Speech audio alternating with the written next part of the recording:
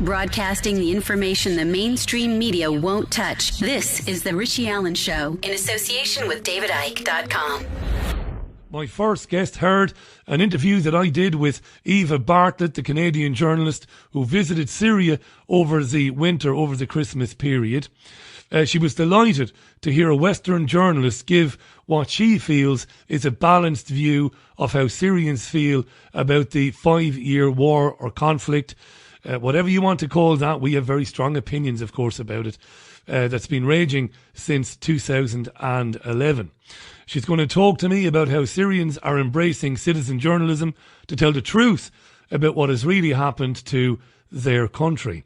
She's a Damascus University graduate and is working in the Syrian capital right now as a translator. Let's welcome to the programme Jamila Assi. Jamila, welcome to the programme. How are you? Hi, Alan. I'm fine.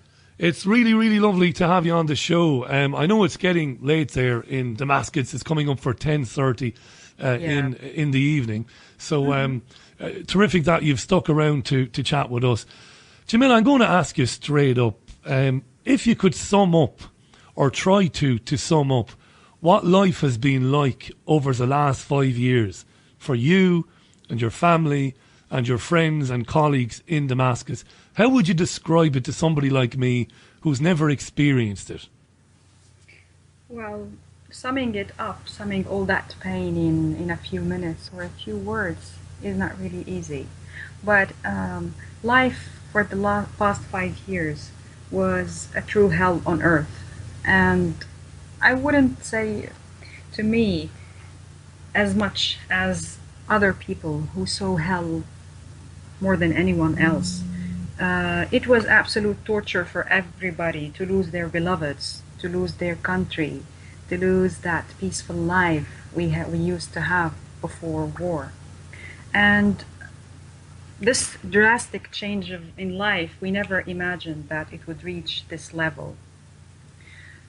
Being the social change, the security in the country, the financial and economical change, everything in a moment, our entire life changed. So describing it is nothing like living it, actually. What do you remember, Jamila, of how things started? What do you remember of the beginnings? You know, today as I was getting ready to talking with you, I was just going back 5 years ago when everything started. I am originally from Dera, and this is where everything started 5 years ago.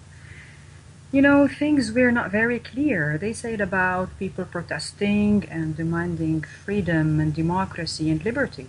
And that sounded like something nice and cool. But then things didn't seem like that. We saw peoples with beards and with extremist views going to the streets, going out of mosques and going to push people from power only for religious reasons or the like. So all the compassion we had for those slogans in the beginning started to fade down very short time after the events started. And then we felt foreign intervention, whether by support, sending arms from many countries. That is no secret to anybody now. Countries like Turkey, like Saudi Arabia. We started to see funding coming to those people, and all those countries sending funding were extremist or countries that felt threatened by the secularism of Syria. So little by little, media started to talk about a civil war, but with around foreign fighters in Syria, I don't think you can say that this is a civil war.